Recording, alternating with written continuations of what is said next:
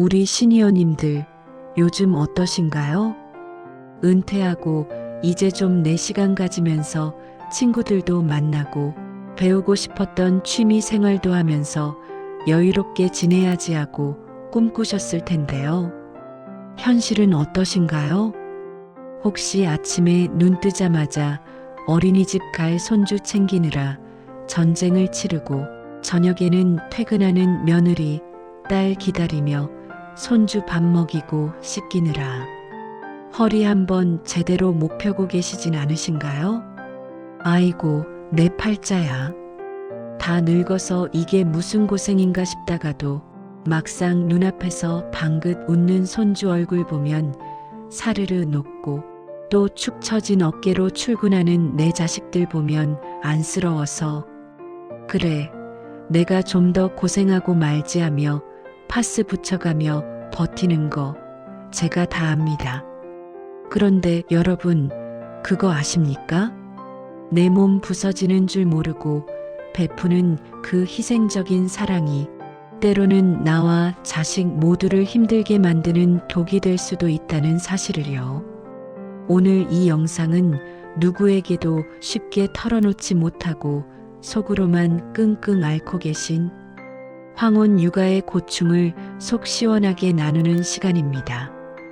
그리고 무엇보다 중요한 것, 내 자식들과 얼굴 붉히지 않으면서도 육아 부담을 현명하게 거절하는 법, 그리고 기왕 맡기로 했다면 당당하게 정당한 보상을 요구하는 방법에 대해 아주 구체적으로 말씀드리려 합니다. 오늘 영상 끝까지 보시면 짓눌려 있던 마음의 짐이 한결 가벼워지고 내일부턴 자식들 앞에서 좀 더 당당해진 나를 발견하게 되실 겁니다. 자, 그럼 시작해 볼까요? 먼저 이 영상을 보고 계신 수많은 할머니, 할아버지들께 진심으로 고개 숙여 존경과 위로의 말씀을 드립니다. 정말 고생 많으십니다.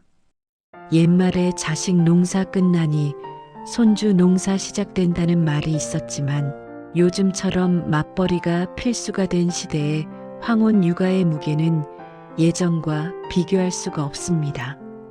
첫째로 몸이 예전 같지 않습니다. 우리 나이가 되면 뼈와 관절이 약해져서 10kg 넘는 아이를 안았다, 내렸다 하는 것 자체가 엄청난 중노동입니다.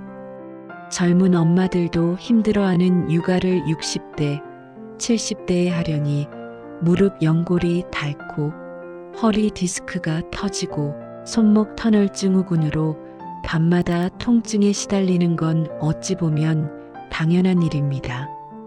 손주병이라는 신조어가 괜히 생긴 게 아니죠. 둘째는 정신적인 스트레스입니다. 내 자식 키울 땐 그냥 막 키웠어도 비록 손주지만 남의 자식 키울 땐 혹시라도 다칠까봐, 혹시라도 잘못 먹일까봐 하루 종일 신경이 곤두섭니다. 게다가 육아 방식이 다르다고 며느리나 딸이랑 미묘한 신경전이라도 벌어지면 그 스트레스는 말도 못합니다. 내가 돈 받고 일하는 파출부도 아니고 공짜로 봐주면서 이런 소리까지 들어야 하나 하는 서러움이 폭발하기도 하죠. 마지막으로 포기해야 하는 나의 삶입니다. 친구들과의 여행은 고사하고 병원 갈 시간조차 내기 어렵습니다. 나의 황금기가 온전히 손주에게 저당 잡힌 느낌, 그 상실감은 우울증으로 이어지기도 합니다. 여러분, 분명히 말씀드립니다. 여러분의 황혼 육아는 당연한 의무가 아닙니다. 그것은 자식들을 위한 위대한 희생이자 선택입니다. 그러니 이제는 그 희생의 무게를 조금 내려놓고 나 자신을 먼저 돌봐야 할 때입니다. 내가 건강하고 행복해야 손주에게도 진정한 사랑을 줄 수 있으니까요. 많은 시니어 분들이 육아 부탁을 거절 못하는 가장 큰 이유는 죄책감과 자식과의 관계가 틀어질까 하는 두려움 때문입니다. 하지만 무리한 부탁을 계속 들어주다 보면 결국 내가 병나고 나중에는 자식들을 원망하게 됩니다. 지혜롭게 거절하는 것, 그것이 오히려 장기적으로 가족의 평화를 지키는 길입니다. 그럼 어떻게 거절해야 할까요? 첫째, 가장 강력하고 확실한 방법은 건강을 방패막이로 삼으세요. 자식들은 부모가 힘들어서 못하겠다고 하면 엄마는 손주 사랑하지도 않아? 라고 서운해할 수 있지만 아파서 못한다고 하면 할 말이 없습니다. 그럼 어떻게 말해야 하는지 예시를 들어볼까요? 딸아, 내 사정 너무 잘 알고 엄마도 정말 도와주고 싶은 마음이 굴뚝 같아.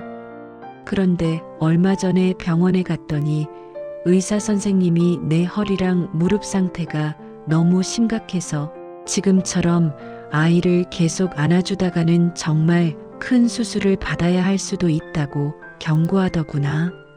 너희들 힘들게 하기 싫어서 그동안 꾹 참았는데 이제는 몸이 도저히 따라주질 않는구나. 정말 미안하지만 앞으로는 평일 전담 육아는 어려울 것 같다. 대신 주말에 너희가 쉴 때 가끔 봐주는 건 해볼게. 이렇게 의사의 소견을 빌려 구체적인 신체적 한계를 명확히 전달하세요. 자식들도 부모가 병나서 누우면 더 큰일이라는 걸 알기 때문에 받아들일 수밖에 없습니다. 둘째, 전면 거절이 어렵다면 부분적 도움으로 타협하세요. 절대 못 봐준다가 아니라 내가 감당할 수 있는 선은 여기까지다라고 명확한 가이드라인을 제시하는 겁니다. 그럼 어떻게 말해야 하는지 예시를 들어볼게요. 매일 아침부터 저녁까지 다 봐주는 건 내 체력으로 도저히 무리다. 대신 아이 어린이집 하원 도우미를 따로 고용하면 그 이모님이 가신 후 저녁 6시부터 너희 퇴근할 때까지 2시간에서 3시간 정도는 내가 봐줄 수 있다. 아니면 평일은 너희가 알아서 하고 주말 중 하루는 내가 봐줄 테니 그때 너희 부부가 좀 쉬거라. 이렇게 구체적인 대안을 제시하면 자식들도 부모님의 상황을 이해하고 다른 방법을 찾게 됩니다. 셋째, 나의 노후 계획을 명확히 알리세요. 은퇴 후의 삶이 육아 대기조가 아님을 인식시켜야 합니다. 그건 이렇게 말해보세요. 나도 이제 나이가 있고 남은 인생 동안 꼭 해보고 싶었던 공부와 봉사활동이 있단다. 이미 복지관에 등록도 했고 매주 화요일, 목요일은 거기 가야 해서 아이를 봐주기가 어렵다. 엄마의 노후도 존중해줬으면 좋겠구나. 자식들에게 부모님도 개인 스케줄이 있는 사람이라는 인식을 심어주는 것이 중요합니다. 상황상 어쩔 수 없이 혹은 자발적으로 손주를 돌보기로 결정하셨나요? 그렇다면 반드시 짚고 넘어가야 할 것이 바로 보상 문제입니다. 많은 분들이 자식 돈 뺏는 것 같아서 할머니가 손주 봐주는데 무슨 돈을 받냐며 주저하십니다. 하지만 절대 그렇지 않습니다. 여러분이 아이를 봐줌으로써 자식들은 마음 놓고 경제 활동을 하고 경력을 이어갈 수 있습니다. 여러분은 엄청난 경제적 가치를 창출하고 있는 것입니다. 정당한 보상은 여러분의 노동 가치를 인정받는 것이며 육아로 인한 스트레스를 줄여주는 완충장치 역할을 합니다. 첫째, 용돈이 아니라 양육비로 책정하세요. 자식들이 기분 내킬 때 주는 용돈과 노동의 대가로 받는 양육비는 다릅니다. 처음 시작할 때 확실하게 정해야 서로 서운함이 없습니다. 양육비 말씀하실 땐 이렇게 말씀해 보세요. 내가 너희를 사랑해서 아이를 봐주기로 했지만 이것도 엄연히 내 시간과 체력을 쓰는 노동이란다. 너희가 다른 베이비시터를 고용했을 때 드는 비용을 알아보고 그 수준에 맞춰서 매달 정해진 날짜에 양육비를 줬으면 한다. 그래야 나도 책임감을 가지고 더 기분 좋게 아이를 돌볼 수 있고 너희도 나한테 떳떳할 수 있지 않겠니? 이건 우리가 서로를 프로로서 존중하는 약속이다.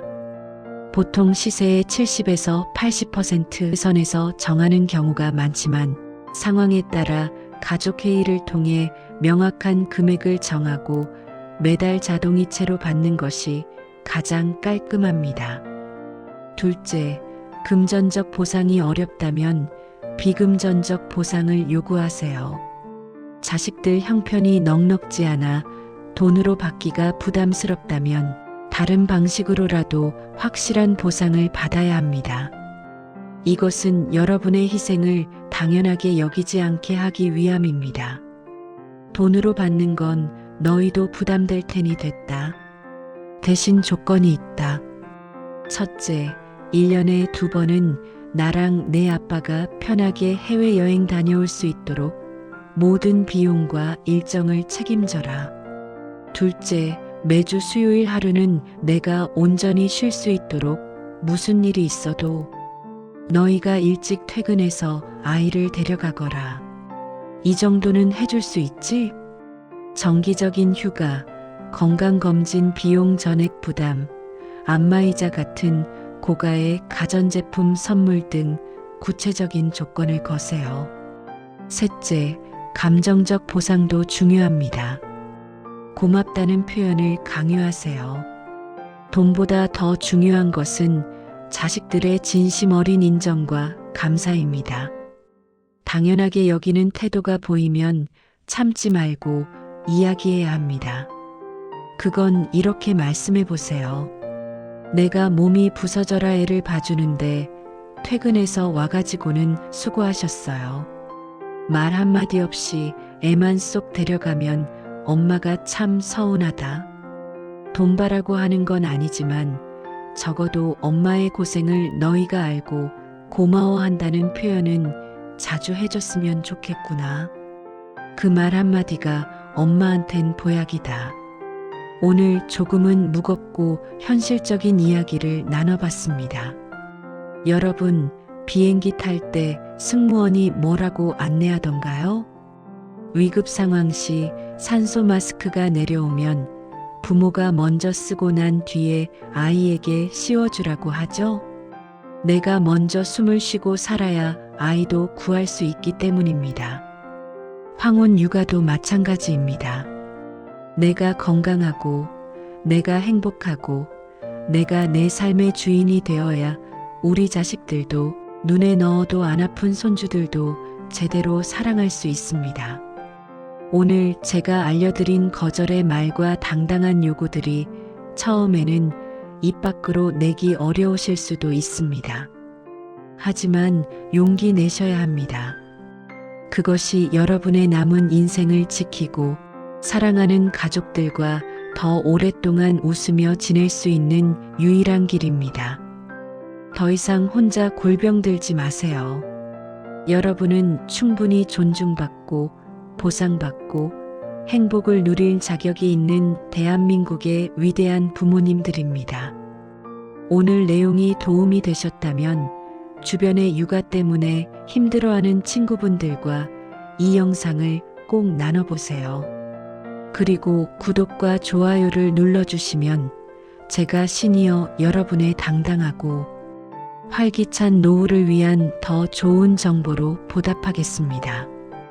여러분의 건강하고 빛나는 황혼을 진심으로 응원합니다. 감사합니다.